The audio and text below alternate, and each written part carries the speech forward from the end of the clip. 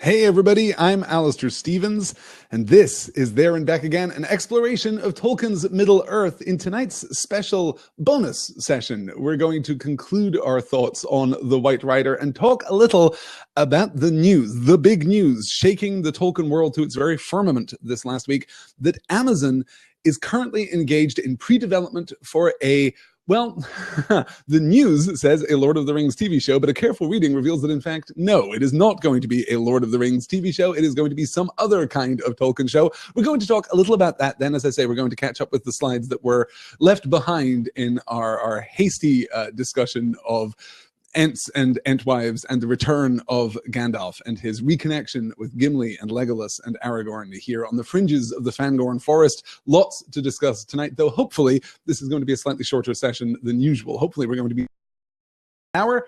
Let's see how that works out, shall we? There's a reason that I've entitled tonight's session Wise Fool, both because it relates to Gandalf's dialogue in tonight's reading, but also because it relates to me and my hope to get through this in an hour, and the ridiculous speculation that I'm going to be engaged in with regard to the Amazon adaptation. Let's talk about all of that. Why don't we? Welcome to Becca and to Leslie and to Angela and to Heroes and Bards and to R. Palmer is joining us, and Lynn and Gosh.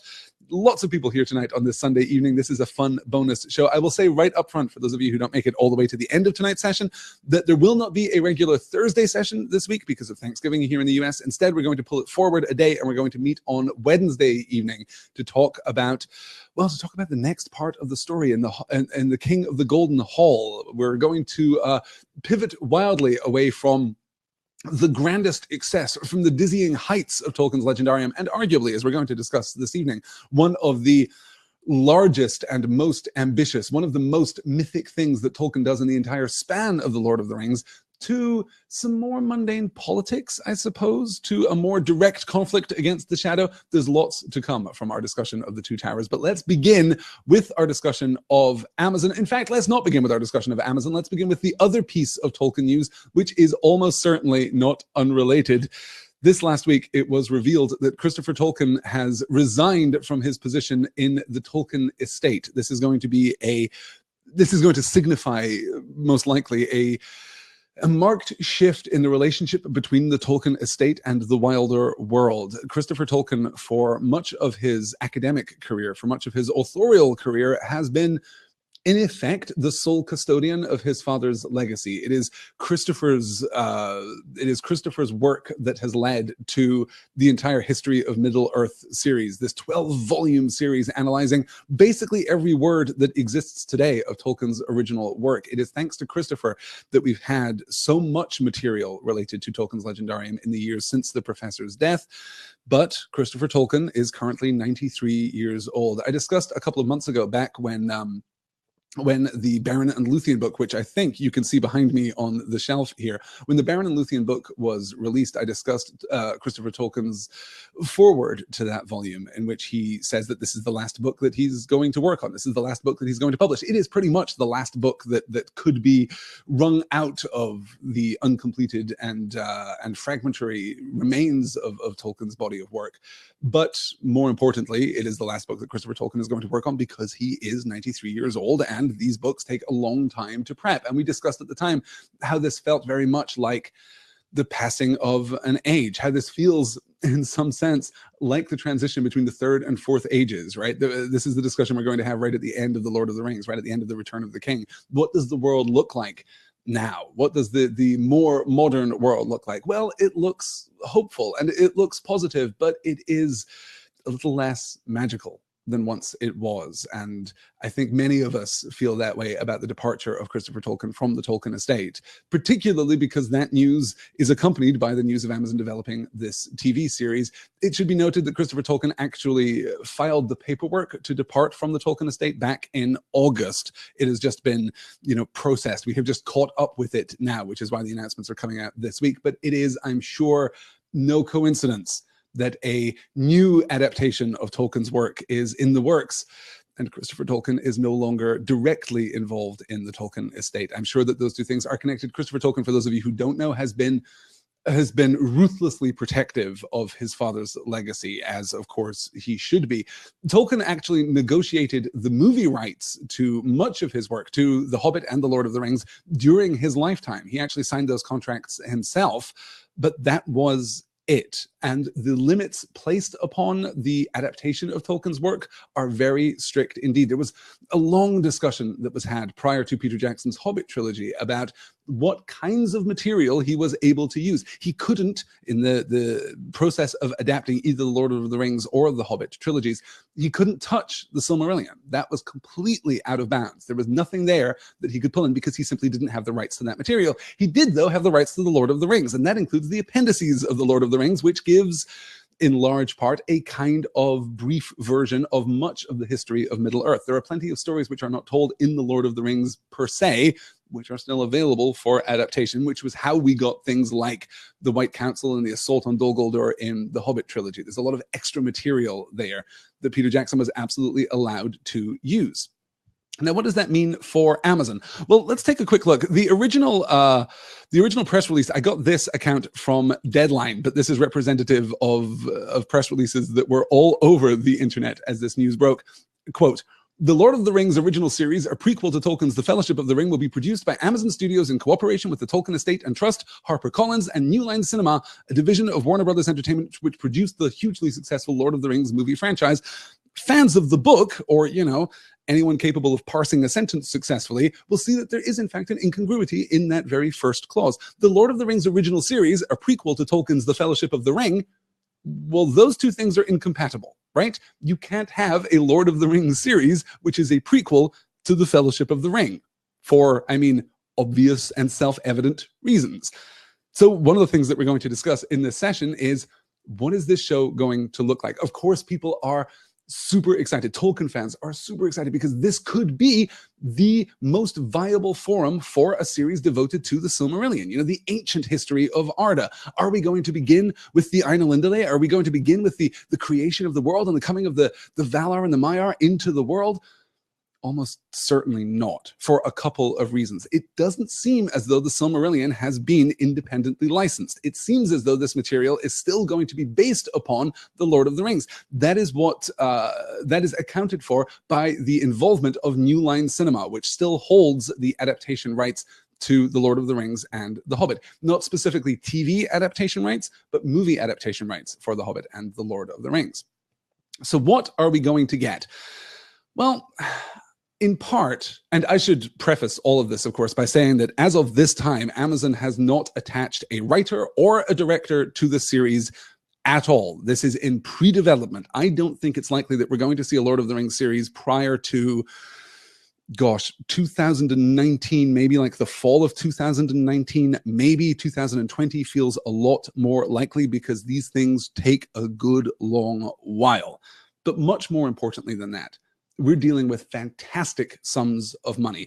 It is rumored this week that Amazon spent $250 million buying the rights for this series. Buying the rights. That's not production cost. That's not, hiring fees. That's nothing but the right to produce this series, which means that they are expecting return on investment. They are expecting this to be a significant hit because otherwise, why would you spend this amount of money? They've announced that it's a multi-season deal, and Game of Thrones, the last 6 episodes of Game of Thrones, which will air next year, the last 6 episodes of Game of Thrones have an estimated budget of $15 million a piece. That is a lot. That is an unconscionable amount for a TV show, but the problem is that Game of Thrones has now set the bar at that level. If this show doesn't look as good as Game of Thrones, it is going to be immediately derided as a cheap knockoff of Game of Thrones, and no one wants that. That means that in practice, if you roll in, a multi-season commitment, and you roll in a reasonable budget, and you roll in promotional costs and everything else, and if this rumored rights fee is accurate, that means that Amazon is investing somewhere in the region of $500 million on this TV series. And that means that it's not going to be the Silmarillion. You guys, we're not going to get the story of Turin Turambar. We're not going to get any stories of Numenor in the Second Age. We're not going to even get the deep history of the Third Age. I guarantee the reason that this is being promoted as a Lord of the Rings series is that it is going to be Lord of the Rings adjacent. It kind of has to be. Because if you can't market it as Lord of the Rings adjacent, then you are going to drive away many, many people who have enjoyed the Peter Jackson movies, both the Lord of the Rings trilogy and the Hobbit trilogy, and who want a TV show, if not set in that world exactly, then at least adjacent to that world. This is going to be huge. Sharon Tal Iguado, head of scripted series at Amazon Studios, said, quote, "The Lord of the Rings is a cultural phenomenon that has captured the imagination of generations of fans through literature and the big screen. We are honored to be working with the Tolkien Estate and Trust, HarperCollins, and New Line on this exciting collaboration for television, and are thrilled to be taking the Lord of the Rings fans on a new epic journey in Middle-earth." That suggests to me a real intentionality. We are talking to fans of the Lord of the Rings. So what does that mean? Well, for my money, and as I say, this is all rampant speculation. There's really no insight that I can offer here beyond common sense and having been around television now for a full decade and watching the mechanics of television and looking at how extraordinary this amount of money, this financial commitment from Amazon is. I should say that Amazon has previously spent, $80 million on the 6-episode Woody Allen show, Crisis in 6 Scenes. It has spent $70 million for Matt Weiner's 8-episode series, The Romanoffs, and it spent $160 million for 2 seasons of David O. Russell's unnamed series, which was then axed after Amazon had spent $40 million on it. They spent $40 million and then killed that show, which, I mean, that's television for you guys. But still, $250 million for a rights purchase, even if it's half that, even if it's just $125 million for the rights purchase, that is still a fantastic amount of money, a fantastic commitment for Amazon at this time, for their original programming department. That means that we're going to need a title. That means that we are going to need something that right off the bat enchants and entrances the Lord of the Rings fans in the audience. That's the only reason you would make this show, is if you believe that you have a built-in audience for what comes next. And the answer, of course, is young Aragorn.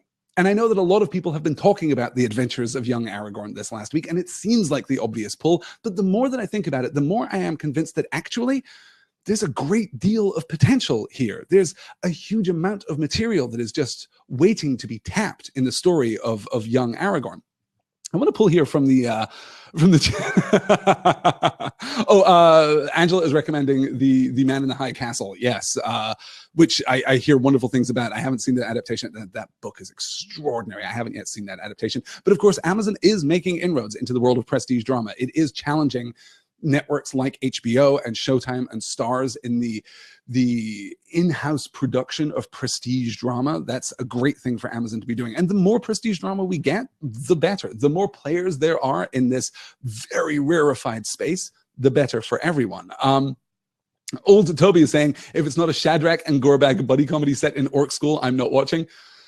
Okay, I would totally be into that, but then unfortunately, I don't know that we can match the prequel to the Fellowship of the Ring time frame. I guess we could. No, I guess we could. There's nothing stopping us from going back to 2980 of the Third Age. A young Shagrat is finding his way in what Barad-dûr U and falls in with the wrong people. Yeah, no, there's definitely a story there. If nothing else, I guarantee there's fan fiction about it. I want to read this comment from R. Palmer here in the Crowdcast chat. I'm thinking it actually should be about the Second Age. After all, the prologue of the Fellowship kind of established that history already. You could begin the season with the elves establishing Eregion and the arrival of Anatar. For those who haven't read the books or played The Shadow of Mordor, no one will know who Anatar is. That means once the rings are created, it could be such a huge reveal that Anatar and Sauron are one and the same. And then you could show the war between Sauron and the elves, the death of Celebrimbor, and their ultimate salvation at the hands of the Númenóreans. Then you could go into the fall of Númenor. Crowdcast chat is scrolling here, and introduce Elendil, Isildur, and Anarion. From there, you could witness the birth of Gondor and Arnor, and then you'd finish with the Battle of the Last Alliance. Yes.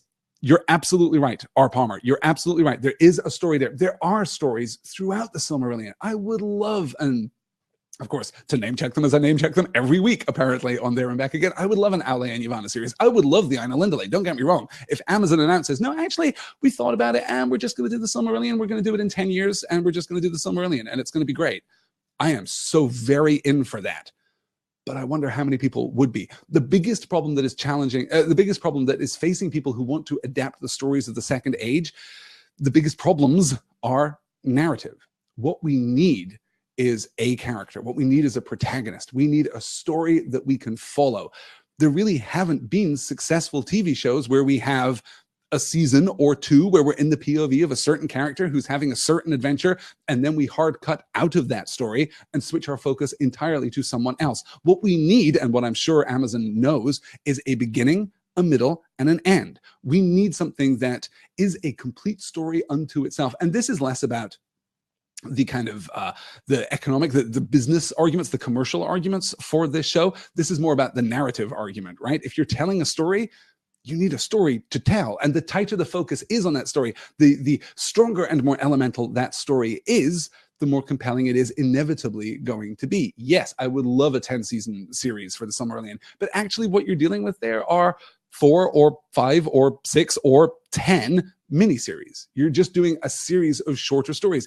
It would be great to have a 4-part Beren and Luthien series, a 6-part Beren and Luthien series, a 12-part, series about the Silmarils themselves. Let's have the story of the Silmarils. All of that would be great, but we're not then getting the kind of TV industry approach to storytelling, right? We're not getting what we want from Game of Thrones. A cast of thousands in Game of Thrones, absolutely, but it has a defined beginning, middle, and an end. And though it is in some ways reductive and trite, and yes, absolutely a little lazy to immediately compare any adaptation of Tolkien's work to Game of Thrones, we can't exaggerate, we can't overestimate how much Game of Thrones has changed the shape of television and how definitive Game of Thrones will be to any fantasy TV series that comes along in the years to come. Any kind of quasi-historical TV series that comes along, any speculative fiction TV series that comes along in the years to come. Game of Thrones has absolutely set the bar, both for good and, of course, for ill. So what are we expecting? I am expecting, as I catch up here, we've got, let's get some more other suggestions here. As I scroll back, gosh, you guys are chatty tonight. Jackie says the Lord of the Rings characters have to be involved somehow. I feel the same is true, possibly for licensing reasons, right? If not only for narrative reasons there. C-Star says the Orc School plot seconded. Lynn says the early days of the Shire. Stephen Brown says nobody for the travels of Gandalf. Let me see. Leslie's calling out R. Palmer for spoilers there on what happens in the Second Age. That's wonderful. I like that a lot. Jackie asks, would they try to rope in the Jackson film actors? Gosh, I wouldn't, given the choice. I wouldn't. If for no other reason than as soon as you do that, your budget inflates wildly. It's not to say that, Dominic Monaghan or Billy Boyd have been particularly busy in recent years, but I think that once you start saying, well, no, obviously, if we're going to have Gollum, we have to hire Andy Serkis. Yes, there's $100 million gone right then, not just for CG effects, but for the fees paid to Andy Serkis for appearing in the series. But more importantly, as soon as you do that, everyone else who performed in the series knows that they can charge whatever they want. They know that Viggo Mortensen can get paid. He's not going to take this job for scale. He's going to take this job for a huge amount of money. And presumably, Amazon, while it is willing to throw a lot of money at the series, is not going to throw unlimited money. As Skipa says, yes, the fees for the film actors would be insane. Angela says a new story per season, an anthology series. I completely agree, right? That would be great, but I just don't think it's the big budget hit that Amazon is looking for. Now, if this series is a hit, and there has been some speculation this week and some ambiguous language in the original press release that says that actually they're not developing one show, they're developing 2 shows, or I guess developing more than one show. It's entirely possible that if this core series is a success, well, then we can get the 6-part Beren and Luthien miniseries. Then we can get the story of Turin Turambar. Then we can get, we can bounce around all over the place. Then we can get the founding of the Shire. We can get the story of Bull Roarer Took. We can get, there are innumerable stories that we can tell at that point. But for me, if I'm looking at this, if I'm adapting this, if Amazon comes to me and says, okay, we're going to give you $150 million, give us 10 episodes of something, I look to young Aragorn. And the reason that I look to young Aragorn, let me show you the slide that I have painstakingly prepared here, which really should just be a picture of Viggo Mortensen's face. Now that I think about it, I should just show you the picture of Viggo Mortensen's face and say, but shouldn't this do it? Here we go. This is my pitch or my kind of framework here for a series that I'm kind of calling in my head Estelle, the Young Aragorn Adventures. Aragorn is born in 2931 of the Third Age. He is at the age of 2 orphaned. His parents are killed, and he is fostered by Elrond at Rivendell. So Aragorn, Estelle, as he is known in Sindarin, that means hope. That is his only name, by the way. He is only referred to as Estelle. He doesn't know anything about who he is for his early life. So at the age of 2, he is fostered by Elrond at Rivendell. In 2941, Bilbo finds the One Ring. The Battle of Five Armies leads to a restored Erebor. And then in 2942, Bilbo and Gandalf visit Rivendell on their way back from Erebor. So this is the time frame of The Hobbit, right? In 2949, Gandalf and Balin visit the Shire. You remember that little postscript from the pages of The Hobbit. But this is where our story gets interesting. In 2951, when Aragorn is 19 years old, Sauron sends the Nazgul to retake Dol Guldur. So this is, what, 16 years after after the Necromancer is driven out of Dol Guldur by the White Council, after he feigns to flee and retreats to Mordor, goes to Mordor and starts rebuilding his power. 16 years after that, when Aragorn is 19, having lived his whole life, as far as he is concerned, in Rivendell, under the name Estelle, knowing nothing about his parentage, nothing about his lineage, the shadow begins to fall across Middle-earth once more. And Sauron sends 3 of the Nazgul to Dol Guldur to retake that ancient fortress in the fastness of Mirkwood. Then, in 2952, at the age of 20, Aragorn is told by Elrond his true name and ancestry. No. You're not just some kid. You're not just some refugee that we took in here. You are Aragorn, son of Arathorn, heir of Isildur, wielder of the sword that was broken. He's given the fragments of the sword that was broken again at this point. Around this time, too, when he is 20 years old, he meets Arwen for the first time, who is recently returned from Lothlorien, where she was spending time with her mother. She returns to Rivendell to spend time with her father. And of course, Aragorn and Arwen fall in love. But at this point, having been told his name, having been told his role in the world, his inheritance, his destiny almost, Aragorn leaves Rivendell. He goes off to become chieftain of the Dunedain. He, I suppose, is chieftain of the Dunedain, but he goes off to take up that role. That is in 2952 of the Third Age. Then in 2956, Aragorn meets Gandalf for the first time, and in 2980, Aragorn visits Lothlorien and meets Arwen again. At this point, they are engaged to be married, though Elrond reserves permission for Aragorn to marry his daughter until he is king again of Gondor and of Arnor, of this unified kingdom of North and South. This, for context, is 21 years before the long-expected party in the Shire, okay? So most of these events are taking place between the events of The Hobbit and the events of The Lord of the Rings. The shadow is lengthening across Middle-earth once more. And we have the better part of 30 years there, 28 years after Aragorn comes into his name, comes into his inheritance, and goes back to Lothlorien and basically sets aside his life of adventure, I suppose. During this time, he is traveling the entire world. He is serving in the armies of King Thengel of Rohan, Thengel King of Rohan, and Steward Ecthelion II of Gondor. He is traveling out across the world under the name Thorongil, Eagle of the Star. Thorongil, Eagle of the Star, which is, by the way, also a great potential name for the series, if I wouldn't advise against naming a series in Elven. But for the better part of 30 years, he is traveling the world. He's fighting in armies. He's taking up causes. He's doing good. And he's doing good in the name, specifically, of Estelle. He's doing good in not under the name of Estelle, but in the name of hope, right? He's fighting for hope in a world that is getting darker. And in this time, we have Gandalf, and we have Legolas, and we have other characters that we are familiar with. There's a huge span of time here into which we can insert any number of great adventures.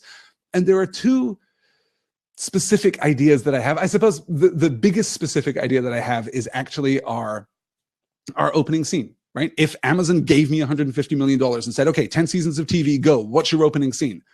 My opening scene is Rivendell. And it looks a lot like it looks in the movies. It looks very familiar to us, not in a way that's going to, cross any lines of copyright, but I think the realization of Rivendell felt so true to me as a lover of the book, so authentic to me as a lover of the book, that I would be hard-pressed to revise it significantly. But we open on Rivendell, and we open on Rivendell in 2942. Aragorn is 9 years old. Estelle is 9 years old. He's been there for his entire life. And we must remember, this is Rivendell, okay? This is a community, a sanctuary community populated entirely by elves. How many kids are there in Rivendell? Probably none. Well, one, definitely, Estelle. but probably no elven children. And the thing that I am reminded of most powerfully is not Game of Thrones, but rather the opening of this year's Wonder Woman movie, where Diana, the only child on this island of warrior Amazons, is raucous and is wild and is untamed and wants to learn all that there is to learn. She wants to grow herself into her name and into her position, into her legacy, this legacy that is waiting for her, even though she herself doesn't yet know it. So in 2942, we have young Aragorn. He's 9 years old. He's cute as a button. He's barreling through Rivendell. He's, upsetting apple barrels and crashing into people who are carrying things, and it's just this he's probably stolen some trinket of insignificant value, or he's absolutely enchanted by a messenger pigeon that has just arrived, some kind of adventuresome story for Aragorn here in our cold open. He's racing through and he crashes headlong into one Bilbo Baggins, and that is a moment of connection. That is a moment that introduces us to Aragorn perfectly, connects us to Bilbo, connects us out to the outer world. Can't you just imagine that scene where he barrels into this person who's like the same height as he is, and they crash to the ground and they get back to their feet, and there's huffing and puffing and we're not seeing anyone's face clearly, and then this mysterious figure turns around and says, "Well there, Bilbo Baggins, at your service." And that's our introduction to this world. That's our introduction to this character. And then we get a montage, right? We get the action montage, possibly even over the credits, over the extended first episode credits of this show, where Aragorn is training, having been told stories of Smaug and the lands to the east and the Shire and the lands to the west by Bilbo, having had his mind open for the first time to the world beyond Rivendell. Aragorn trains. He learns all that he can learn from the scholars and the warriors of Rivendell. And then we really begin our story when he turns 20, having fallen in love with Arwen. You can almost imagine this super romantic scene where Arwen is, I don't know, singing in the moonlight, and Aragorn's just like lounging and being cool because he's human and he's like not one of these staid and stuffy elves. He's great and he knows it. He's kind of, he's a little Aladdin-ish, I suppose, from the beginning. He's kind of street ratty, but also, the heir of the throne. So that's kind of fine. And they're connecting and they're obviously in love. And that's when Elrond says, "Hey, just, because this is the right thing to do, but also to forestall any more of this, you should probably know who you are. You should probably know that you're the chieftain of the Dunedain, and your people are scattered across the north waiting for you. Go out into the world. Go make your mark. This isn't a place for you any longer." That's our inciting incident. And as I say, we can bring in other characters from the Tolkien Legendarium. We can bring in other characters who will appear in The Lord of the Rings. This gives us a functional open that is connected inextricably to the Tolkien stories that everyone knows, that is connected to The Hobbit, that is connected to The Lord of the Rings, but it also gives us a vague shape. We can follow Aragorn, knowing, as we know, that by the time he is 90 years old, Aragorn is going to look like he's 40. We can actually follow this character pretty much through his entire career. We can even fudge the timeline a little bit, but he can go off to Rohan and have adventures in a place with which we are familiar, but with characters who are new. He can go off to Gondor. He goes off to Gondor and meets young Boromir, who's barreling around, young Faramir, who's barreling around. We have so much potential here for stories which are self-contained, which can be relatively ambitious. As I say, this whole time, the shadow was lengthening. A couple of years after this, Orodruin, sparks to life again. The Tower of Barad-dûr is being constructed. The darkness is falling. It is entirely possible, even that when Aragorn is racing through Rivendell in that opening scene and he crashes into Bilbo, well, what if the ring flies out of Bilbo's pocket and rolls across the floor? Maybe there's just a beat there. We introduce the notion of the ring and it sticks with Aragorn. Maybe it's in the back of his head for the rest of his life. These are just obviously crazy ideas. This is crazy rampant speculation, but this is, to respond to the 50 people who emailed me this last week, this is what I would do. Honestly, I think this has the most narrative potential. It is both, I suppose, what I would do and what I expect Amazon to do. And now that I have exposed myself in this act of public creativity, I'm going to look at the Crowdcast chat and see what you guys think of all of this.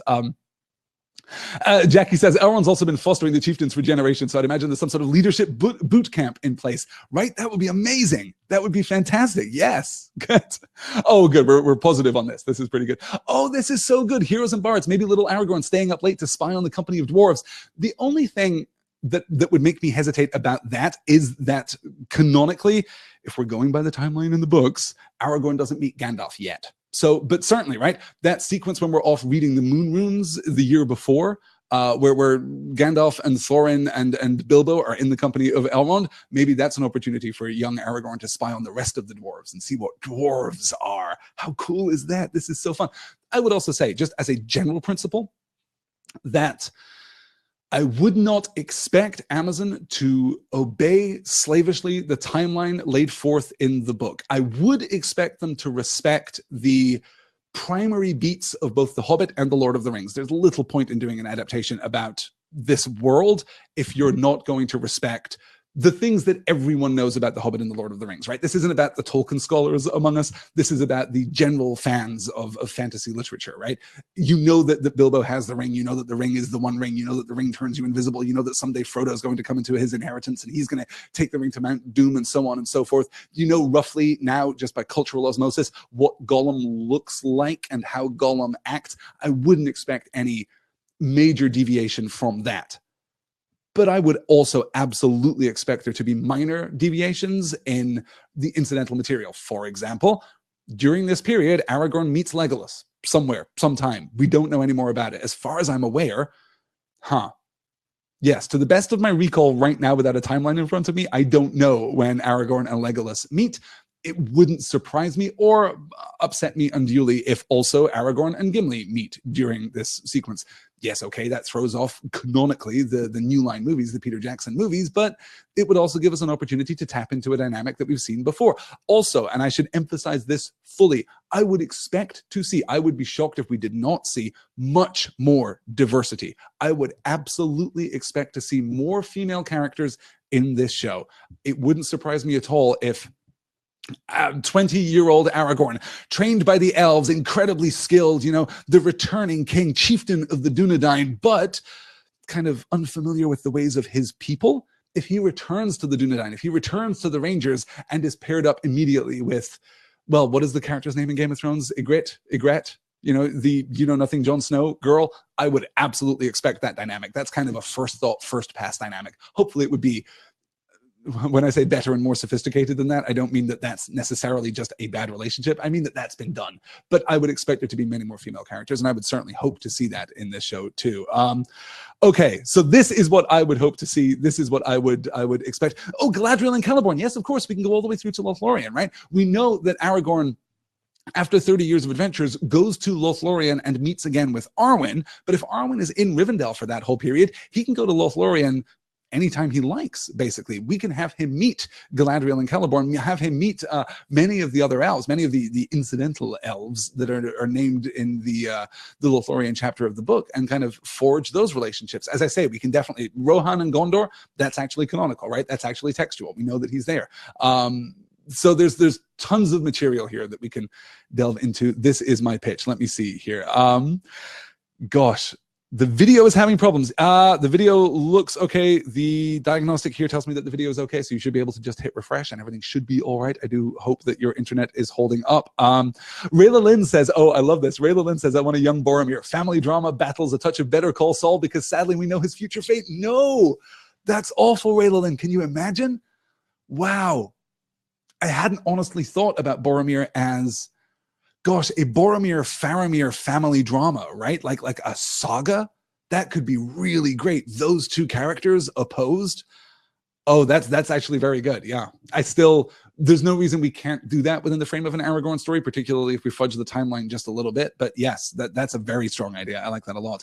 Gilrain and Arwen and Boromir's mother would be great female characters too. I really like the idea of pulling in Arwen, Jackie. I really like the idea of Arwen being a, if not constant, then at least recurring presence in Aragorn's life. But let's be honest, we're going to want Aragorn to have romantic entanglements. We're going to want romance in this show, not least of all because Game of Thrones has set a bar of expectation regarding the sexy. We're going to want some romantic interactions for Aragorn, and Arwen is going to be very difficult in that regard, mostly because we're never going to be able to, if we're respecting The Lord of the Rings, we're never going to be able to finish that story properly within the frame of this TV show. So I could expect Aragorn's departure from Rivendell to be in the mode of exile almost. You know, we can expect that 15 years from now, 20 years from now, he's going to have some kind of rapprochement with Elrond. They're going to, you know, make peace, or Elrond is going to reveal, actually, I knew that you and Arwen were destined to be together. You just needed to go off and do the thing that you had to do. You had to go off and become the man that you are. We can have some kind of beat there, but I would absolutely expect there to be some romantic entanglement surrounding Aragorn, and I'm not necessarily against that. The only way that that works is if, yes, he is in love with Arwen. You know, yes, he falls in love with her. It's love at first sight, as it so often is in the works of Tolkien. But if he doesn't expect to see her again, or doesn't think that he has any future with her again, and then maybe there's some cute girl ranger and there's some pressure from the other Dunedain saying, you know, we're dying out, dude. You're the king. You should probably have an heir, right? We can do something in that direction to kind of ease our discomfort with Aragorn dating or having a relationship with anyone who isn't Arwen. That's pretty much where I am. Yeah. Good. All right. Oh, okay. No, we're getting some pushback. We're getting some definite pushback. The obligatory nudity notes, so Sundere.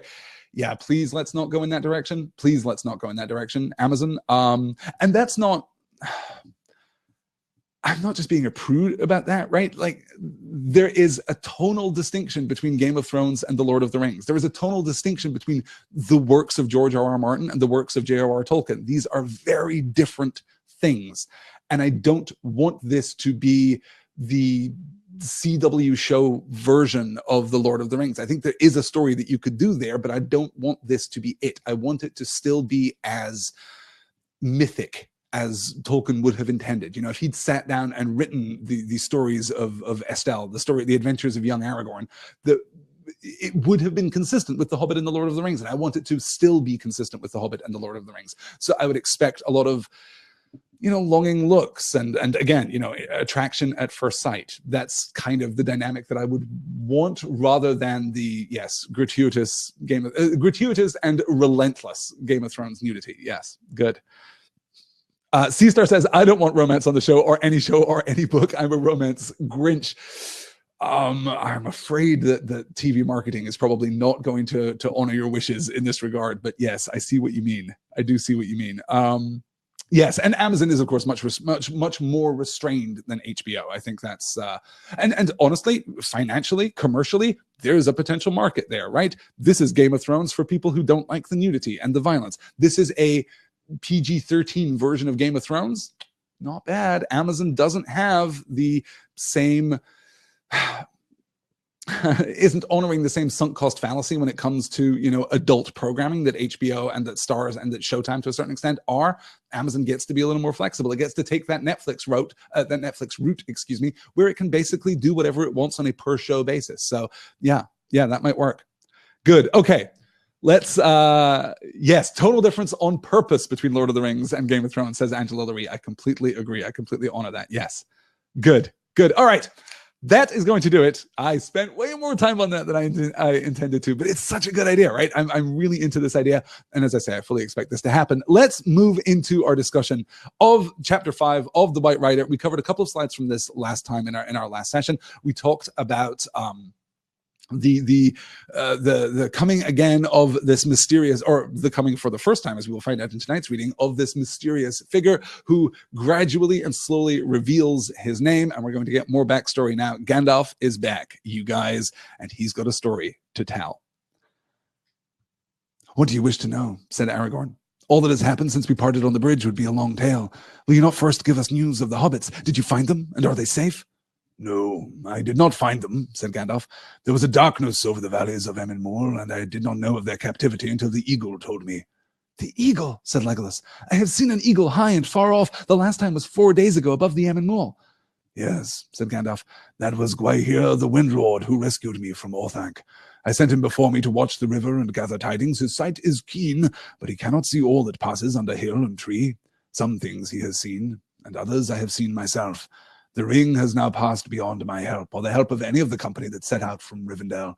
Very nearly it was revealed to the enemy, but it escaped. I had some part in that, for I sat in a high place, and I strove with the dark tower, and the shadow passed. Then I was weary, very weary, and I walked long in dark thought. Then you know about Frodo, said Gimli. How do things go with him? I cannot say. He was saved from a great peril, but many lie before him still. He resolved to go alone to Mordor, and he set out. That is all I can say. Not alone, said Legolas. We think that Sam went with him. Did he? Said Gandalf, and there was a gleam in his eye and a smile on his face. Did he indeed? It is news to me, yet it does not surprise me. Good, very good. You lighten my heart. You must tell me more. Now, sit by me and tell me the tale of your journey. So Gandalf knows some things that he has learned himself, and knows some things that have been passed to him by Gwaihir the Windlord, the great eagle that took him down from Orthanc following his captivity. I like the callback here. I like how incidental it is almost. We, of course, were deeply connected to Frodo during his struggle on the seat of Amon-Hen, as he had worn the ring and looked to the north and seen the war, and looked to first to the north and then in every direction, and seen the coming of war to the lands surrounding him. And then we remember the Eye of Barad-dûr finding him, right, pinning him, searching for him, coming up across Amon-Sur and across not Amon-Sur, excuse me, across the other rock, which name is escaping me. That's terrible. What is happening to me? Across Tol Brandir in the middle of the river, and then climbing up Amon-Hen, moving toward Frodo. And we speculated at the time, what is this other voice? The voice that calls out against Frodo. Take the ring off, you fool! And of course, when I was reading it, I couldn't help but do that in my Gandalf inflection. So of course, we all knew that it was Gandalf, but it turns out it was actually Gandalf. He was sat in a high place, and he strove with the Dark Tower, and the shadow passed. He strove with the Dark Tower. We talked about this at the time, that in the end, Frodo takes off the ring himself. He is not compelled by the voice. He is not compelled by the eye. He is caught between the two of them, and there is a struggle, but ultimately he removes the ring of his own accord.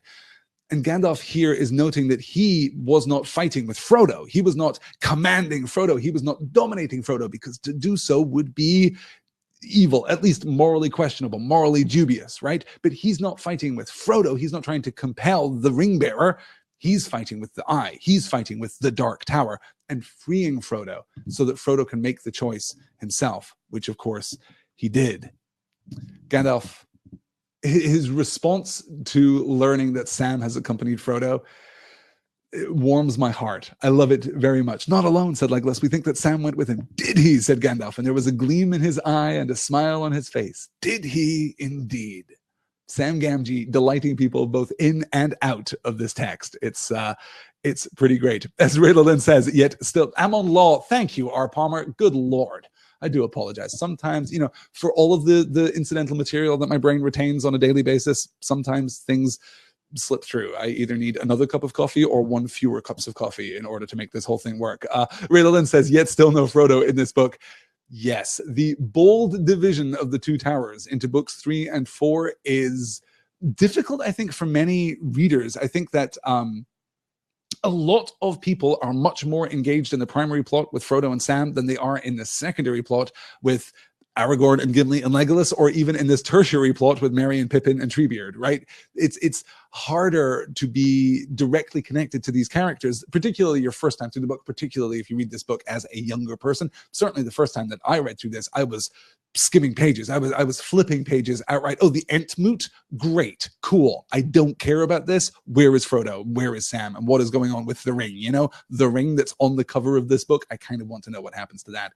But the more that I sink into this book, the more that I appreciate this book, the more that I read carefully this book, the more I appreciate what Tolkien does with these secondary stories. The turning point at the end of Fellowship, as we explode outward into the Two Towers, is striking. It's a beautiful piece of modulation, of narrative modulation. We have this primary driving compulsive force that pushes us, propels us actively through the first volume in this novel, and then we get here, and the broken fragmentary scraps of motivation that propel Aragorn and Gimli and Legolas, and to a lesser extent, because, you know, they have more immediate motivations, Merry and Pippin, forward. The fact that we've had this kind of this breaking of the Fellowship, right? This fracturing of impulse and goal and motivation here actually speaks very powerfully to me, very, very powerfully thematically to me. What do we do when we are no longer under an immediate onus to take action? Well, that reveals a lot about who we are. Aragorn setting off after Merry and Pippin is one of the most heroic things that Aragorn does, actually. I would argue that. I think that it is one of the most kingly things that he does, certainly. Yeah. Let me see as I catch up. We're talking a lot about the comparison between Lord of the Rings and Game of Thrones here. Some fine day, you guys will do a Game of Thrones series. Some fine day, it will happen. Maybe after There and Back Again, we can do, as I've said before, I think Essos and Westeros, the Seven Kingdoms, I don't know, we can do something there. I should say, I don't talk about this very much because obviously every time I do, it's an invitation to do a podcast about it. But I do really like Game of Thrones. I'm less enthusiastic about the HBO adaptation, honestly, because I just find so much of it to be trite and expected. So much of it just feels somewhat less than committed to the primary narrative cause that is supposed to unify all of the influences and all of the elements of this show. But George R.R. Martin's books are actually really great. I think there's a lot to like there, and the extra detail and the much more rigorous control of the pacing, I think works. I do not think that, okay, this is rampant speculation, and I hate myself for even going in this direction. I do not think that Professor Tolkien would have enjoyed Game of Thrones, but I do think that he would have approved of Game of Thrones in part, at least as an act of secondary creation, not perhaps as a story. He certainly would not have agreed with the underlying philosophies of Game of Thrones. They're pretty much antithetical to what the Professor espoused in his creative works throughout his entire career, but I do think he would have respected it as a secondary creation. I do think that George R.R. Martin has created a remarkably rich world, and that's impressive and celebratory. Yes, C-Star notes that the division between books 3 and 4 is difficult because, quote, I just wanted to read about Gollum. Yeah, also very fair. This is interesting. Both Jackie and Old Toby are saying that they appreciate the Aragorn storyline. Jackie says, I love that it's divided, totally prefer the Aragorn storyline. And Old Toby says, I was the opposite. I love book 3 and tend to push quickly through most of book 4. That's fascinating. Yeah. Yeah, and Rayla Lynn notes, I think it's because we spent so much time with Frodo in the Fellowship that it makes his absence very loud, which is a beautiful way of putting that, Rayla Lynn. Yes, I think you're entirely right. Good. Okay, let's... Yes, Tolkien would have been shell-shocked with Game of Thrones and respect it, says Angela Lurie. Yes, I think that may well be the case. Good. All right, let's keep pushing on here. Gandalf still speaks in riddles, we're told. In one thing you have not changed, dear friend, said Aragorn. You still speak in riddles. What? In riddles? Said Gandalf. No, for I was talking aloud to myself. A habit of the old. They choose the wisest person present to speak to. The long explanations needed by the young are wearying. He laughed, but the sound now seemed warm and kindly as a gleam of sunshine. I am no longer young, even in the reckoning of men of the ancient houses, said Aragorn. Will you not open your mind more clearly to me? What then shall I say? Said Gandalf, and paused for a while and thought. This, in brief, is how I see things at the moment, if you wish to have a piece of my mind as plain as possible. The enemy, of course, has long known that the ring is abroad, and that it is borne by a hobbit. He knows now the number of our company that set out from Rivendell and the kind of each of us, but he does not yet perceive our purpose clearly. He supposes that we are all going to Minas Tirith, for that is what he would himself have done in our place, and according to his wisdom it would have been a heavy stroke against his power. Indeed, he is in great fear, not knowing what mighty one may suddenly appear, wielding the ring and assailing him with war, seeking to cast him down and take his place. That we should wish to cast him down and have no one in his place is not a thought that occurs to his mind. That we should try to destroy the ring itself has not yet entered into his darkest dream, in which no doubt you will see our good fortune and our hope. For imagining war, he has let loose war, believing that he has no time to waste. For he that strikes the first blow, if he strikes it hard enough, may need to strike no more. So the forces that he has long been preparing, he is now setting in motion, sooner than he intended. The wise fool. For if he had used all his power to guard Mordor so that none could enter, and bent all his guile to the hunting of the ring, then indeed hope would have faded. Neither ring nor bearer could long have eluded him. But now his eye gazes abroad rather than near at home, and mostly he looks toward Minas Tirith. Very soon now his strength will fall upon it like a storm. For already he knows that the messengers that he has sent to waylay the company have failed again. They have not found the ring, neither have they brought any of the hobbits as hostages. Had they done even so much as that, it would have been a heavy blow to us, and it might have been fatal. But let us not darken our hearts by imagining the trial of their gentle loyalty in the Dark Tower, for the enemy has failed so far. Thanks to Saruman. Thanks to Saruman. We'll circle back around to that in a moment. This is absolutely critical. This is absolutely essential understanding what it is that Gandalf is saying and understanding the truth of it is vital in order to respond to some of the lazier critiques of The Lord of the Rings. Well, Sauron's amazing and his army is huge. How come Frodo and Sam can just slip into, how come they can just simply walk to Mordor? This is not a fair opposition to The Lord of the Rings. This is not a fair criticism of the movement of the Professor's plot, because as Gandalf lays out here, he cannot conceive of the plan to destroy the ring. Of all the things that the forces of light might do with the ring, he cannot conceive of its destruction. He cannot conceive of them uniting, of men and elves and dwarves and wizards uniting to overthrow the Dark Tower and not putting anyone else in his place. He is used to striving as evil things strive for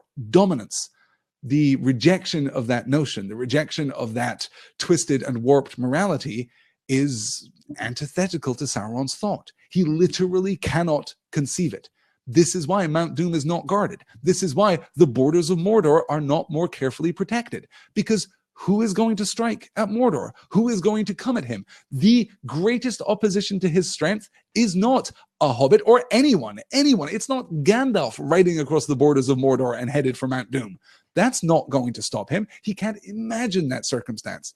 No, he knows exactly what's going to happen. The good guys have the ring. Well, they're going to give it to the strongest dude that they can find. Hey, I hear some things about this Boromir of Gondor. They're going to give him the ring. He's going to go to Minas Tirith, rally the entire massed forces of the free world behind him, and go to war. Because that is what Sauron would do. And evil is necessarily limited.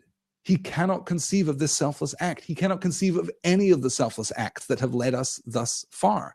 He simply can't imagine destroying the ring. And of course, in that way, we get an echo of Boromir, right? It's no coincidence that I just referenced Boromir of Gondor, because of course this was Boromir's plan. And so we see that the impulse to use the ring in the opposition of Sauron is like unto Sauron's own thought. It is not just an evil impulse, but it is an evil impulse that Sauron has conceived and is now executing, or is now, preparing against, which means that it is true of the ring's impulse too. The fact that Boromir wants to do, or when he is confronting Frodo at least, Boromir wants to do exactly what Sauron expects him to do, exactly what the fragment of Sauron's power contained within the ring expects him to do, because there is a fragment of Sauron's power contained within the ring. This whole thing fits together beautifully. The quest here is not really against the massed force of Sauron's army, right? If you think of this in classic strategic terms, if you think that there are two armies laid out, for example, if you believe that this is an allegory for either the First or the Second World War, and you picture these two massed armies laying against each other as the, Allied and opposition forces did during the First or Second World Wars, then you might think that Frodo's quest, even the one-line notional conception of Frodo's quest, is absurd. Of course you can't cross enemy lines into Mordor.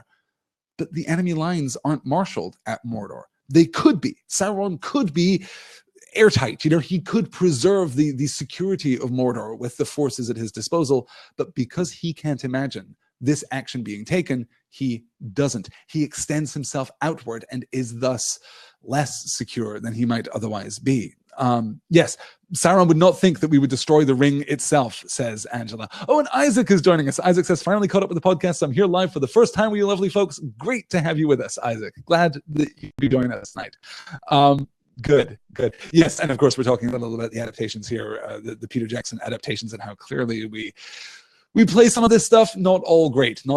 Yes, as Lynn says, one does not simply walk into Mordor. No, the deal is that if all of Sauron's forces are marshaled, Boromir is 100% wrong. You can actually simply walk into Mordor. If Sauron is protecting it, then you can't, but he's not. As R. Palmer says, and that's how Aragorn managed to fool Sauron into attacking the armies of Gondor and Rohan at the Morannon. He used the Palantir to trick Sauron into thinking that he had the ring. Well, spoilers, foreshadowing, it's fine. But yes, I mean, this is the idea. Using Sauron's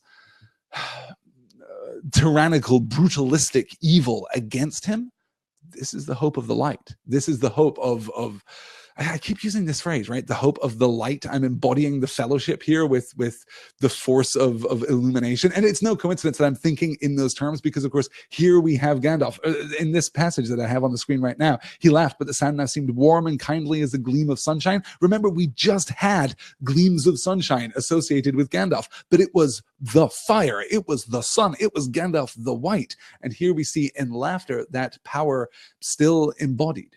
It's still there. It can also just be benevolent. It can be warming, as the power of the sun can so often be. So the forces that he has long been preparing for, he is now setting in, long now been preparing, he is now setting in motion sooner than he intended. Wise fool, for if he had used all the power to guard Mordor so that none could enter and bent all his guile to the hunting of the ring, then indeed hope would have faded. Neither ring nor bearer could long have eluded him. Look how categoric, Gandalf is here. Look how emphatic he is. Yeah. If he decided to guard Mordor and look for the ring, if instead of attacking he had been on the defense here, then all hope would have faded. He would have found the ring. He would have recovered the ring by now. There's nothing that we could have done to prevent that. There's no force on earth that could have opposed him then. It is only the nature of evil, this innately self-destructive nature of evil, that drives Sauron onward, that drives Sauron forward. Good. Good. Okay, let's move on to our next slide here. Oh, we're going to pivot away from this to clear up a little incidental detail. Wait a minute, cried Gimli. There is another thing I would like to know first. Was it you, Gandalf, or Saruman that we saw last night? You certainly did not see me, answered Gandalf. Therefore, I must guess that you saw Saruman. Evidently, we look so much alike that in your desire to make an incurable dent in my hat must be excused. Good, good, said Gimli. I am glad it was not you. Gandalf laughed again. Yes, my good dwarf, he said. It is a comfort not to be mistaken at all points. Do I not know it only too well? But of course I never blamed you for your welcome of me. How could I do so, we who have so often counseled my friends to suspect even their own hands when dealing with the enemy? Bless you, Gimli, son of Glóin. Maybe you will see us both together one day and judge between us. But the hobbits, Legolas broke in. We have come far to seek them, and you seem to know where they are. Where are they now? With Treebeard and the Ents, said Gandalf. The Ents, exclaimed Aragorn. Then there is truth in the old legends about the dwellers in the deep forests and the giant shepherds of the trees. Are there still Ents in the world? I thought they were only a memory of ancient days, if indeed there were ever more of a legend of Rohan. A legend of Rohan, cried Legolas. Nay, every elf in Wilderland has sung songs of the old Onodrim and their long sorrow. Yet even among us they are only a memory.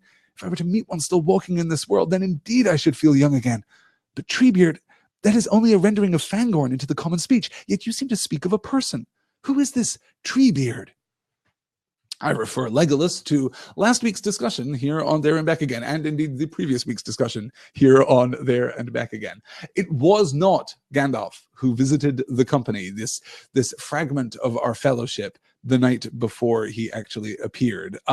It was indeed Saruman. He is going out into the world. He is visible near the fringes of Fangorn Forest, and Gandalf can take no credit for that. Just kind of wrapping up the details of our story here. Gandalf knows everything that's going on, as usual, says Angela. Yes, fair. Fair. And Lynn asks, is it a vision of Saruman or actually him? I'm going to say a vision of Saruman for a couple of reasons. The first being that geographically, I'm not sure that it works to have Saruman this distant from Orthanc, right? Also, kind of, I suppose, conceptually, in terms of his characterization, I don't think it makes much sense for Saruman to be wandering around here in the wild. Certainly, I can't imagine him leaving behind Orthanc to go out and meet in person the returning Uruk-hai who are coming back to him. That doesn't seem to fit my understanding of Saruman's character. But also, remember, we get that CSI Fangorn scene, as I was referring to it last time, where we're investigating the scene around the campsite, and Gimli's saying that he hopes that they can find footprints. They hope that he can find tracks. And Legolas says, well, why? And Gimli says, well, because that means he's really here. If we can't find tracks, if Aragorn can't find a bent blade of grass, then that means that he wasn't really here. It was some kind of illusion, some phantasm, some spirit here. And of course, we're reminded of Saruman's connection with illusions and phantasms and deceptive magics of all sort of craft there. Yes. Jackie says, so glad Legolas is here to remind us what's what. Yeah, Legolas just keeping the story running here. And also, yeah, pointing out a legend of Rohan. Nay, every elf in Wilderland has sung songs of old Onodrim and their long sorrow. Yet even among us, they are only a memory. So not a legend of Rohan. No, don't be ridiculous. A legend of Rohan? Don't be absurd. They're a legend of elves too, dude. Or a memory. I suppose those two things are roughly equivalent when you're an elf. Let's get to the meat of the matter, shall we? Because something has happened to Gandalf. The last we saw him, he was falling from the bridge of Khazad-dûm. He was ensnared by the whip-like flail of the Balrog, falling into unfathomable depths. But here he is, back and better than ever. How did this come to be? I have stayed already too long, answered Gandalf. Time is short, but if there were a year to spend, I would not tell you all. But tell us what you will, and time allows, said Gimli. Come, Gandalf, tell us how you fared with the Balrog. Name him not, said Gandalf, and for a moment it seemed that a cloud of pain passed over his face, and he sat silent, looking old as death. Long time I fell, he said at last, slowly, as if thinking back with difficulty. Long I fell, and he fell with me. His fire was about me, I was burned. Then we plunged into the deep water, and all was dark. Cold it was as the tide of death. Almost it froze my heart. Deep is the abyss that is spanned by Durin's bridge, and none has measured it, said Gimli. Yet it has a bottom, beyond light and knowledge, said Gandalf. Thither I came at last, to the uttermost foundations of stone. He was with me still. His fire was quenched, but now he was a thing of slime, stronger than a strangling snake. We fought far under the living earth where time is not counted. Ever he clutched me, and ever I hewed him, till at last he fled into dark tunnels. They were not made by Durin's folk, Gimli, son of Glóin. Far, far below the deepest delvings of the dwarves, the world is gnawed by nameless things. Even Sauron knows them not. They are older than he. Now, I have walked there, but I will bring no report to darken the light of day. In that despair, my enemy was my only hope, and I pursued him, clutching at his heel. Thus he brought me back at last to the secret ways of Khazad-dûm. Too well he knew them all. Ever up now we went, until we came to the endless stair. Long has that been lost, said Gimli. Many have said that it was never made, save in legend, but others say that it was destroyed. It was made, and it has not been destroyed, said Gandalf. From the lowest dungeon to the highest peak it climbed, ascending in unbroken spiral in many thousand steps, until it issued at last in Durin's tower, carved in the living rock of Zirak-Zigil, the pinnacle of the Silvertine. So, Gandalf and the Balrog plunge deep into the bowels of the earth. They fall from the bridge and fall for the longest time, and there is something so heartbreaking in the grammatical inconsistency, the grammatical inaccuracy here, as he's thinking, name him not, said Gandalf, and for a moment it seemed as though a cloud of pain passed over his face, and he sat silent, looking old as death. Long time I fell, he said at last, slowly, as if thinking back with difficulty. Long time I fell. This is bare speech from Gandalf.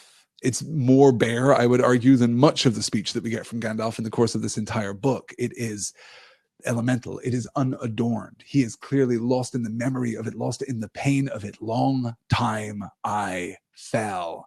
He plunged deep from Durin's bridge here into the fathomless depths, into the water, right? He plunged into the deep water, and all was dark. Cold it was as the tide of death. Almost it froze my heart.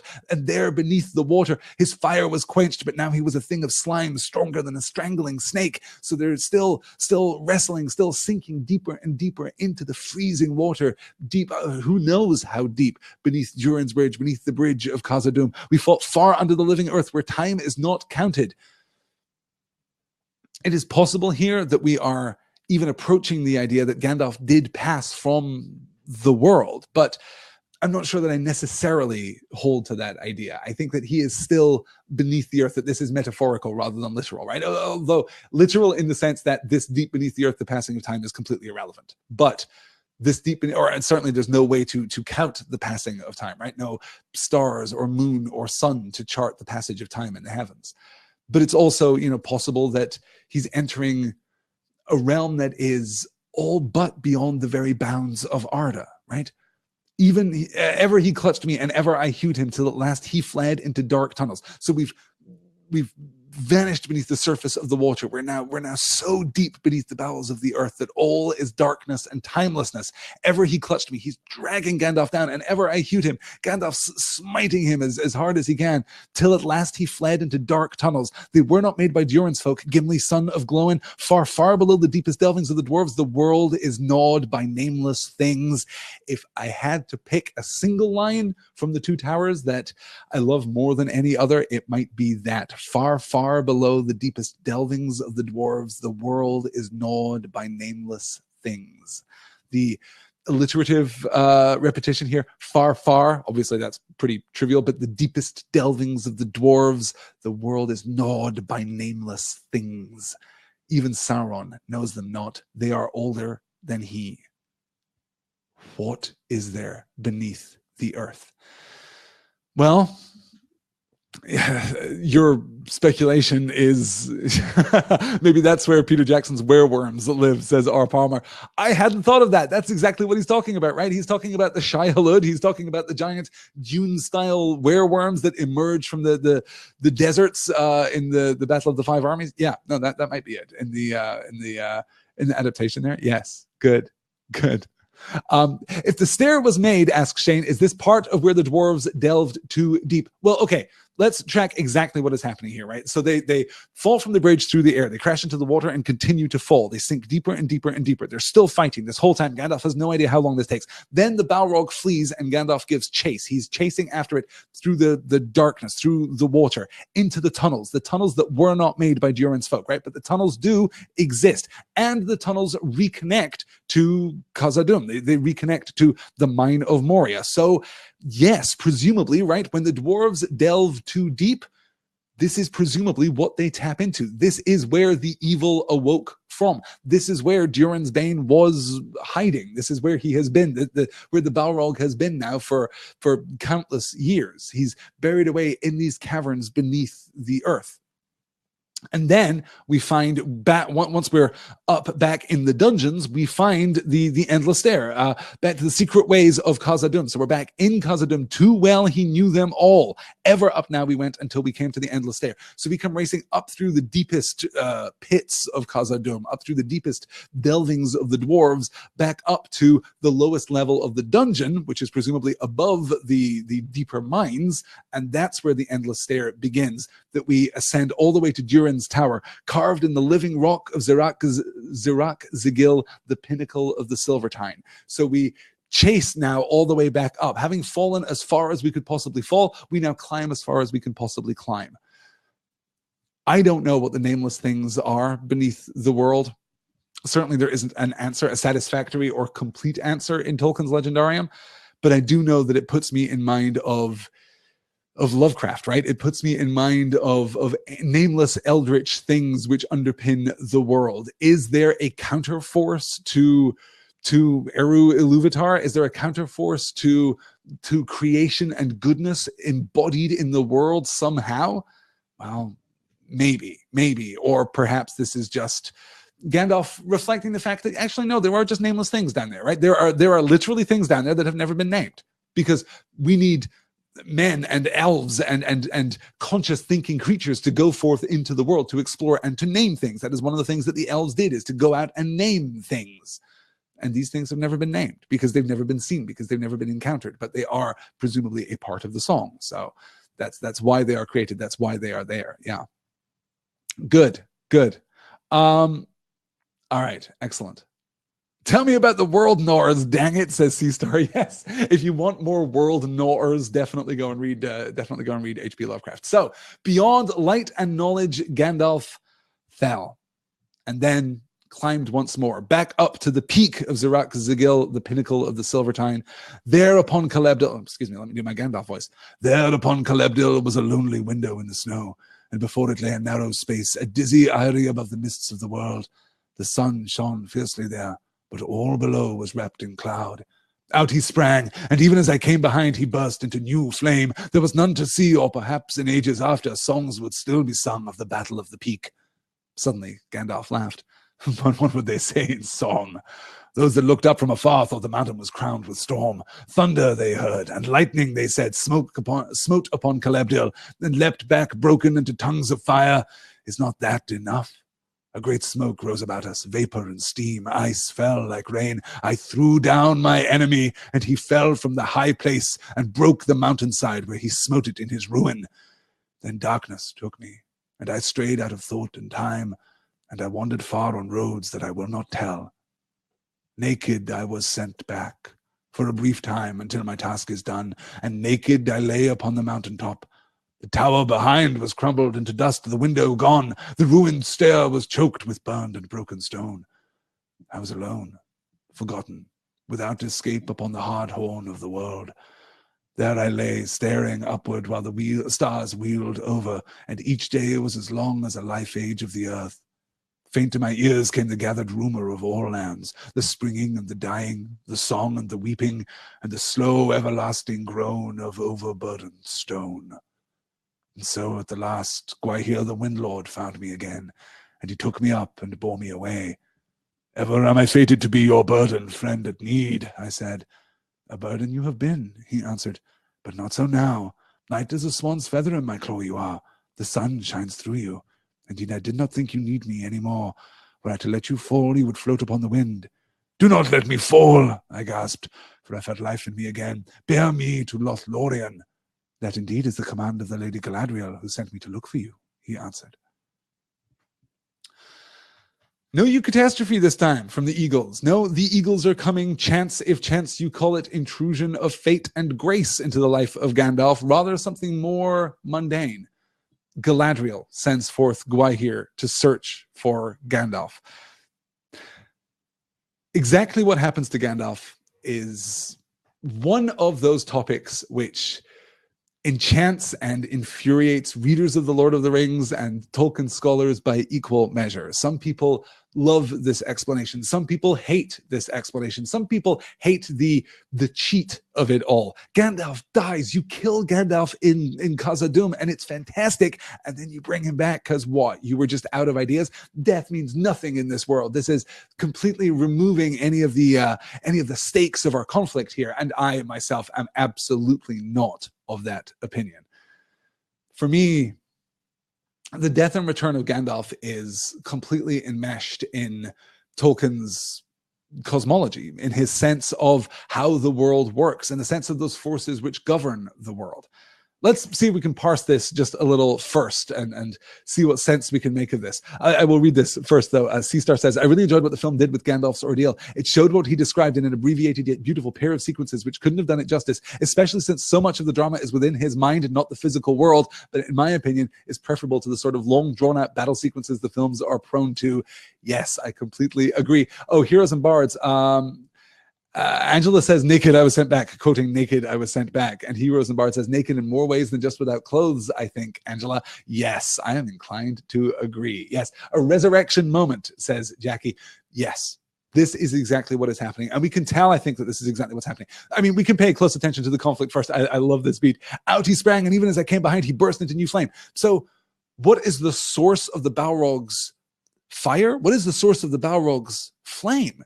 He has been dark. He has been extinguished by the freezing waters deep below the earth in Khazad-dûm, and he has emerged from the water back into the deepest delvings of the dwarves, back into the minds of the dwarves, and then into the dungeons of the dwarves, and up the endless stair to the very peak, to Durin's Tower itself, here in the peaks of the Misty Mountains, and he emerges out into the sunlight and bursts anew into flame. I think it's easy to overstate this, and I certainly don't want to spend a lot of time on this since I'm already well over the hour that I promised for tonight's session. But it does seem to me that there is something here that is deeply anchored in, deeply connected to, absolutely inextricable from our notion of initial creation, right? We've talked about this before. We talked about this just last time in our discussion of Gandalf and Saruman and the difference between Gandalf and Saruman, right? There is this white light. There is this holy creative force, this creative energy that springs forth from Iluvatar, that springs in the real world in Tolkien's theology from God. This is the white light which is refracted through human beings in acts of creation, right? the white fire here, this white fire, this sun fire that we have associated with Gandalf ever since his return. Throughout this chapter, we've done this again and again and again. We've connected Gandalf back to the fire, back to the sun, back to that white, pure, radiant light. Here, the Balrog, this foul creature, this creation of Melkor, bursts forth from his subterranean dwelling here for the first time in countless years. The first time since God, millions, not millions, that's a rank exaggeration, thousands of years. He bursts forth for the first time. He is in the open air, and what happens? His fire is rekindled. Now, why should it be that the light, that the sun on him should rekindle his fire? Well, because that dark impulse that was twisted into the creation of the Balrog is still a reflection of the creative light of Iluvatar. It is still the same fire. The fire itself is turned to dark purpose by evil. That is what evil does. But the Balrog is reignited by exposure, by direct, immediate line of sight exposure to the sun, because that is still the source of all fire. There is nothing inherently evil about it. The only thing that is evil is the use to which it is put, the corruption that is turned against it. That is what renders anything evil. So I could spend more time on that, but that for me is why the Balrog bursts again into flame. And we get this great beat from Gandalf, this moment of levity. There was none to see, or perhaps in ages after, songs would still be sung of the Battle of the Peak. But what would they say in song? Those that looked up from afar thought the mountain was crowned with storm. Thunder they heard, and lightning, they said, smote upon Celebdil, and leapt back, broken into tongues of fire. Is not that enough? Is not that enough? Is that not actually the best story? Is that not? What would people who saw it say, if not that? That's actually a perfectly fine depiction. What is Gandalf saying when he says that this is a perfectly accurate, or at least a metaphorical description? Well, he's certainly connecting back to that old mythic idea that, one of the purposes of myths is to explain the natural world. That's one of the things that we use myths for. Why is there lightning and thunder on the peak of Celebdil? Oh, because a wizard and a demon are fighting up there. That's what's happening, right? That's an absolutely conventional explanatory myth for thunder and lightning, right? That makes a lot of sense. It actually fits rather beautifully, and Gandalf seems to understand that. Is not that enough? And then a great smoke rose about us, vapor and steam ice fell like rain. We're seeing here the dissolution of the natural world, vapor and steam in the fire, and the ice coming down, and everything is in conflict. This is absolutely an elemental conflict. Fire and water and heat and the absence of heat and cold almost as an embodied force here, at war, the one with the other here on the peak of Celebdil. And then I threw down my enemy, and he fell from the high place and broke the mountainside where he smote it in his ruin. Then darkness took me. A final act of defiance, a final act of strength, and Gandalf casts down the Balrog. He throws down the Balrog from the very peak, and it shatters into ruin on the side of the mountain here. Mirroring, of course, echoing what happened to Gandalf on the bridge of Khazad-dûm in the first place, right? This is a beautiful symmetry that is happening here, and there's symmetry throughout this. The fire of Gandalf and the fire of the Balrog, right? We talked about that during the conflict on the bridge of Khazad-dûm, right? The white fire and the flame of Udun. We've got the white fire, if you like, and the black fire opposed here. We've got the falling into the depths. We've got the water. We've got the ascension again. So we go down, and then we go up, and then we go down again. We've got ice and fire and darkness and light and all of this elemental opposition. This is what I was referring to earlier when I said that this is one of the most mythic things that Tolkien ever wrote. In fact, this is, and that includes like actual myths. This to me is damn near as mythic as the Ainulindalë itself, right? Where he's consciously engaged in a mythopoeic exercise. This too, extraordinarily mythic, which makes it all the more appropriate that Gandalf draws that connection to this kind of explanatory myth. What would observers say? Well, they'd credit us with thunder and lightning. As well they should, because that's true in a sense. That's the thing about myths, is that they can be truer than true. Then what happens? Darkness took me. Darkness claims him like an active force. Darkness takes him here in this place of light, here in this dizzying brilliance, a narrow space, a dizzy eye above the midst of the world. The sun shone fiercely there, but all below was wrapped in cloud. So we've got this brilliant, we're above the clouds. There's nothing impeding the sun. It is brilliant and it is bright, but darkness takes him. More of that opposition. Darkness took me and I strayed out of thought and time, and I wandered far on roads that I will not tell. Naked I was sent back for a brief time, until my task is done, and naked I lay upon the mountaintop. Naked I lay upon the mountaintop. This seems to be physical proof that Gandalf has gone, that he vanished from the mountaintop and was returned to the mountaintop. That the roads which he traveled are not completely metaphorical. In fact, there is a road which it seems quite likely he traveled, the straight road. The pathway, this fairy pathway toward the Undying Lands, right? He is going, in a sense, into the west. This, to my reading, kind of fits. Or simply passing beyond. It's not the straight road to the west, but it is a different road that he is passing beyond the world itself. Now, exactly what happens to Gandalf's spirit upon his death is an area for speculation there, I think. But certainly he goes and returns. Is this the direct intervention of God? Is this the direct intervention of Iluvatar within Tolkien's conception? I mean, yes, it seems as though it must be, right? Darkness took me, I strayed out of thought and time. Now, if we assume that Gandalf here is not speaking metaphorically, but is struggling to speak literally, that he is struggling to actually express something that genuinely happened to him, the realms of thought and time are bounded by the limits of creation, right? All of thought is all of creation, that these two things are almost synonymous, the one with the other, that all of time, even here in Arda, that time and creation are somehow synonymous. If he passes beyond these realms, then where is he? What has happened to him? And what does it mean to be sent back, right? He is not, I returned, not I found my way back. He is not crediting the agency here, right? He is not claiming the agency here. He is not saying, but I persevered and overcame and came back because, Lembas is pretty great and pipeweed and, second breakfast on the lawn. That's not what he's saying. I was sent back, and that implies an external agency that had a kind of motivation here to send him back. Naked I was sent back for a brief time until my task is done, and naked I lay upon the mountaintop. The tower behind was crumbled into dust, the window gone, the ruined stair choked with burned and broken stone. I was alone, forgotten, without escape upon the hard horn of the world. I wasn't saved, you guys. I wasn't plucked from the mountaintop and cast into the gentle embrace of the Lady Galadriel. That's not what happened. I was sent back. I was not taken and rescued. This is not the intervention of a god who adjusts things to his advantage, right? What actually happens to Gandalf here, the leaving of the world and the return to the world, changes nothing. Right? This is not Iluvatar extending his hand into the world and saying, actually, I'm a little worried about this, Frodo. Obviously, I want the ring to be destroyed, so I'll just pluck it from Frodo's care and drop it into Mount Doom myself. He could do that. He is, God and omnipotent. That is a thing that he could do, but he doesn't, because there is an internal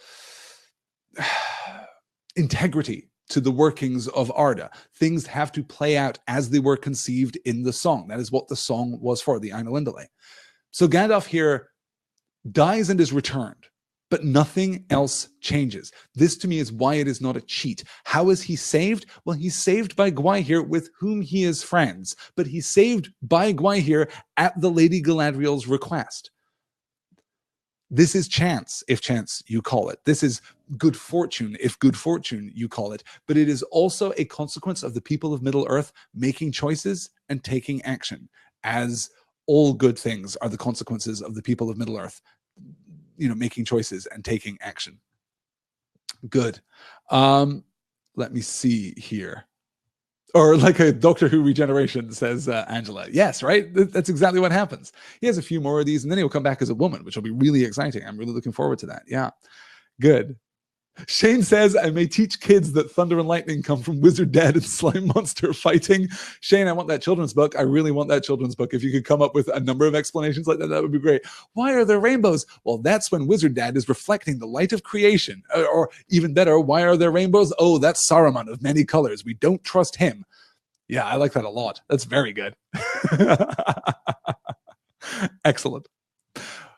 Jackie says, sent back to fulfill his destiny. He's the only wizard to stick to his original assignment. Iluvatar knows Arda needs Gandalf. The free peoples of Middle-earth need him to survive this war.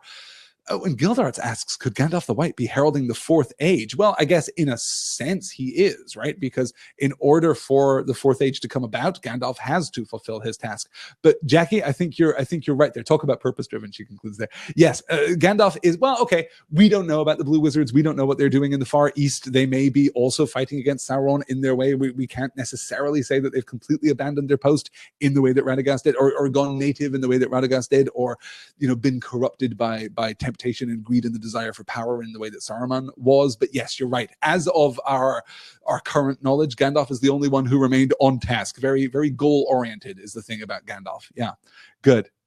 Okay.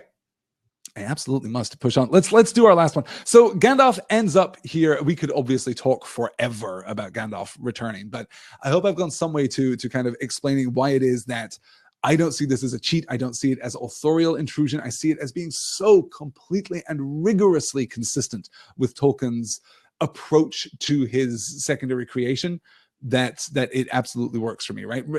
Iluvatar, and this is perhaps a fine distinction, but yes, had Iluvatar or had some mysterious force plucked Gandalf from the peak of Celebdil there and dropped him neatly in Caras Galadhon, well, yeah, I would have called shenanigans too. Like, that would have been a bridge too far, because that is breaking the rules of the world.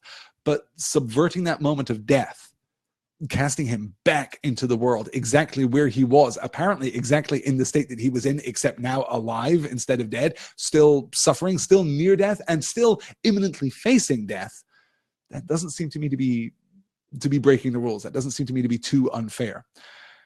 Thus it was, I came to Caras Galadhon, and found you but lately gone. I tarried there in the ageless time of that land where days bring healing, not decay. Healing I found, and I was clothed in white. Counsel I gave, and counsel took. Thence by strange roads I came, and messages I bring to some of you.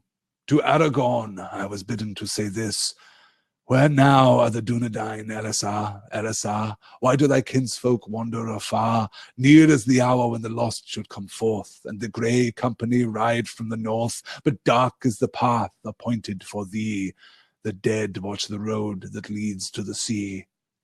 To Legolas she sent this word: Legolas, Greenleaf, long under tree, in joy thou hast lived, beware of the sea. If thou hearest the cry of the gull on the shore, thy heart shall then rest in the forest no more. Gandalf fell silent and shut his eyes. Then she sent me no message, said Gimli, and bent his head. Dark are her words, said Legolas, and little did they mean to those who received them. That is no comfort, said Gimli. What then, said Legolas? Would you have her speak openly to you of your death? Yes, if she had naught else to say. What is that? Said Gandalf, opening his eyes. Yes, I think I can guess what her words may mean. Your pardon, Gimli. I was pondering the messages once again, but indeed she sent words to you, and neither dark nor sad. To Gimli, son of Glóin, she said, give his lady's greeting. Lock-bearer, wherever thou goest, my thought goes with thee, but have a care to lay thine axe to the right tree. In happy hour you've returned to us, Gandalf, cried the dwarf, capering as he sang loudly in the strange dwarf tongue. Come, come, he shouted, swinging his axe. Since Gandalf's head is now sacred, let us find one that it is right to cleave. Gimli responding as dwarves are wont to respond, I guess. Let's see here. Good. Yes, Jackie saying this is the closest to Christ a Tolkien character gets, I think. Yeah, I wasn't going to delve into the Christ allegory here for Gandalf, mostly because I don't think it's a particularly applicable allegory. I don't think that it's a I don't think that beyond the kind of death and resurrection imagery, I don't think that it's particularly compelling. Honestly, I've read some accounts, some pieces of analysis here, some critiques of Gandalf's death and return that seek to map it to Christ imagery and Christ narrative, I suppose, but I'm never completely convinced, honestly. I just think that he's doing something very different, and doing something that I do not think is incompatible with a faith in or an honoring of the Christ story, right? I don't think that he would be against the idea of using a Christ allegory at all in his stories, but I don't think that he's using one now. I think that if, again, this feels like one of those things where if he was going to, it would have been more than this, right? It would have been more specific and more pointed than this, not to invite a kind of somewhat more bold and stark C.S. Lewis style allegory here. So he goes to Caras Galadhon. He rests in Caras Galadhon. He counsel I gave and counsel took. Thence by strange roads I came and messages I bring to some of you. To Aragorn I was bidden to say this. Isn't it interesting, by the way, that he has given 3 messages that we know of to the 3 that he finds? Where now are the Dunedain, Elisar? Why do their kinsfolk wander afar? Near is the hour when the lost should come forth and the grey company ride from the north. Okay, so the first 4 lines. Aragorn, really great that you came with the fellowship. Where are your people? You're going to need them. They are designed for this. They have been preparing for this since the fall of the kingdom in the north. You need them now. Near is the hour when the lost should come forth, the lost, the Dunedain, and the grey company ride from the north. But dark is the path appointed for thee. The dead watch the road that leads to the sea. More on that later. To Legolas she sends, Legolas Greenleaf, long under tree, enjoy thou hast lived, beware of the sea. If thou hearest the cry of the gull on the shore, thy heart shall then rest in the forest no more. Well, we know about the appeal of the sea to elves, right? We know about the appeal of leaving behind Middle-earth, that all elves are simply tarrying here, as Gildor says back in the Shire. We're just, no, we'll go. We're definitely going, right? We're all definitely going, but we're just not yet. We've got a couple things to do. I've got some errands to run, and then it's going to be like 11:30, so we'll stop. We'll have lunch. We'll hang out a little while, and then by that point, tomorrow. Okay, but tomorrow we'll probably all go into the west. It'll be fine, right? We're not in any hurry, but yes, we're definitely all going. Legolas, it seems, is a little more closer to that decision than the others. Watch out, Legolas. If you hear the sea, it will be joyous. Like, you will want to go. It's not that you will be compelled or that under fear you will go. Thy heart shall then rest in the forest no more. No.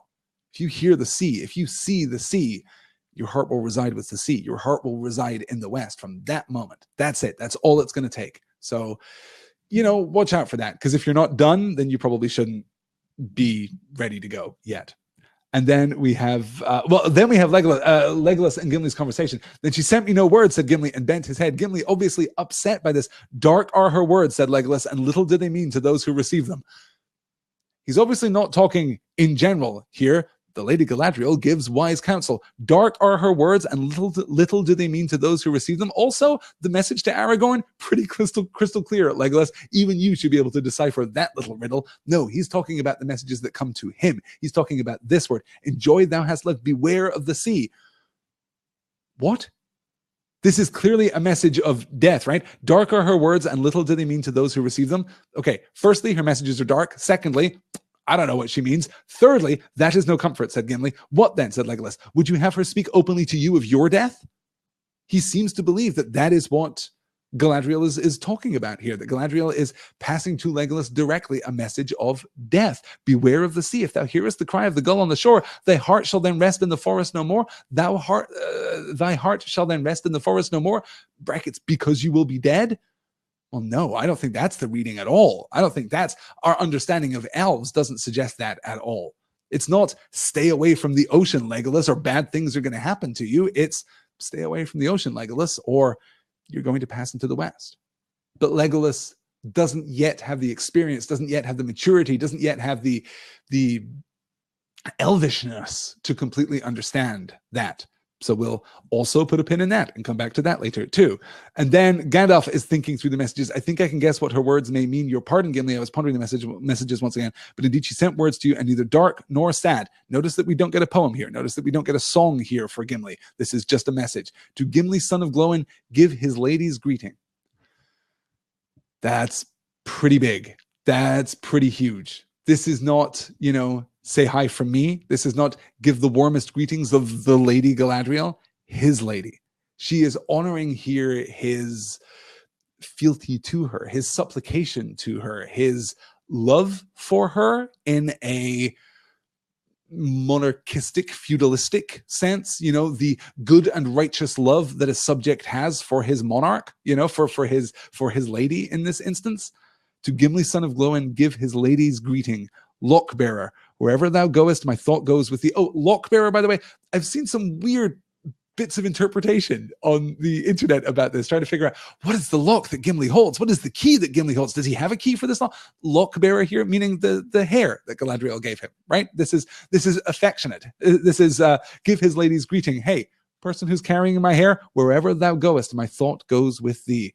But have a care to lay thine axe to the right tree.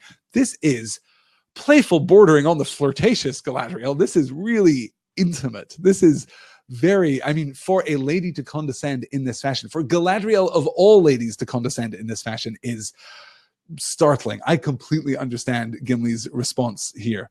In happy hour you've returned to us, Gandalf, cried the dwarf, capering as he sang loudly in the strange dwarf tongue. He immediately jumps to his feet and starts Tom Bombadilling around the place. In happy hour you have returned to us, Gandalf. So glad you're alive, dude. But did you hear the message? Did you see the text that Galadriel sent me? Pretty great, pretty great. She's my lady. Yes, she is.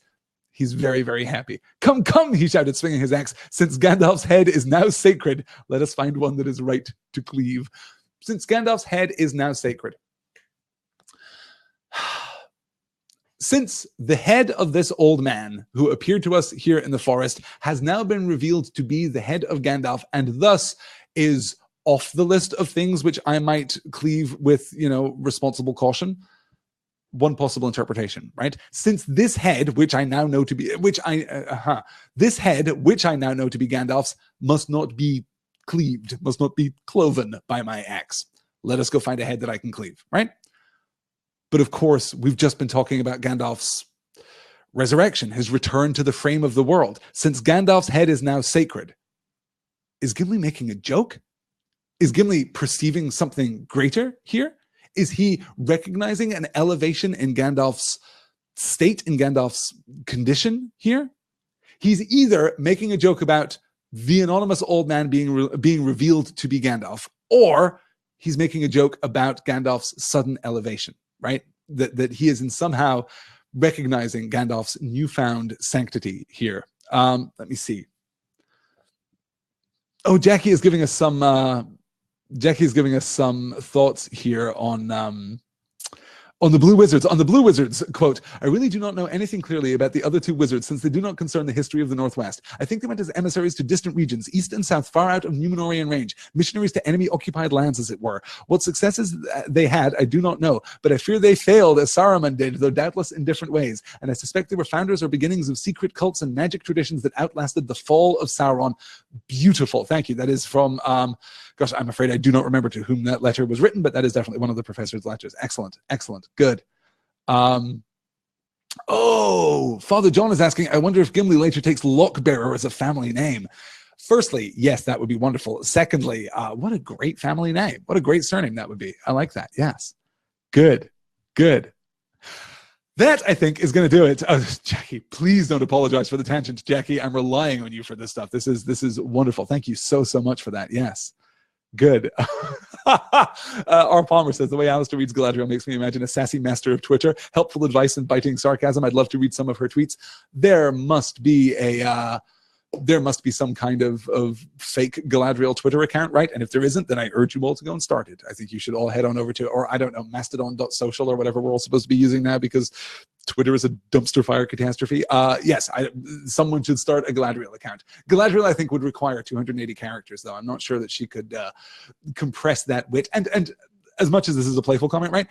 I do see a certain wit and a certain playfulness in Galadriel. And that message to Gimli, I love how playful and lighthearted that is, particularly because, of course, the last time we see Galadriel, well, okay, the last time she's giving gifts and singing her song, and you know, if now I sing of ships, what ship would come for me, right? There's this certain kind of insecurity in where she is in the world at this point, but she's passed the test. She's passed the test and remains Galadriel. Like, this is the first time in a very long while that Galadriel is herself, like completely herself. And that, I think, is a cause for celebration. Yeah.